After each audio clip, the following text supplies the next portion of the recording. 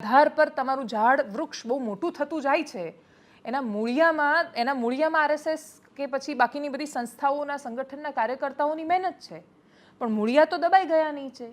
જે થડ છે અથવા જે શાખાઓ ફૂટી નીકળી છે તો બધી કોંગ્રેસની છે.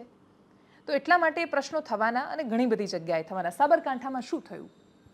સાબરકાંઠામાં જેમને ટિકિટ આપી એ તો હજુ એવું થયું, ભાજપના પ્રાથમિક સદસ્ય નહોતા શોભનાબેન એ વખતે, અને એમને ટિકિટ આપવામાં આવી. એમના પતિ કોંગ્રેસમાંથી હમણાં ભાજપમાં આવ્યા હતા, અને જેની ટિકિટ કાપી એ છેલ્લા 25-30 વર્ષથી ભાજપ માટે કામ કરતા હતા, સંગઠન માટે કામ કરતા હતા, અને મેઘરજ જેવા વિસ્તારમાં રહીને કરતા હતા. જાતિનું નામ અને વાનું અને આ કારણ આપીને તમે એમની ટિકિટ કાપી નાખો છો. પણ એના પછી એ વિચાર્યું છે કે કાર્યકર્તાઓમાં શું અસર થતી હોય છે. દિલીપ સંઘાણી પોતાની વાત કરે છે, સી આર પાટીલ પાસે પોતાના કારણો છે, કેમ કે છેલ્લે તો આંકડો મેટર કરે છે. અને ગુજરાતના રાજકીય ઇતિહાસમાં ભારતીય જનતા પાર્ટી પહેલીવાર, કોઈ પણ પાર્ટી પહેલીવાર 156 બેઠકો લઈને આવી.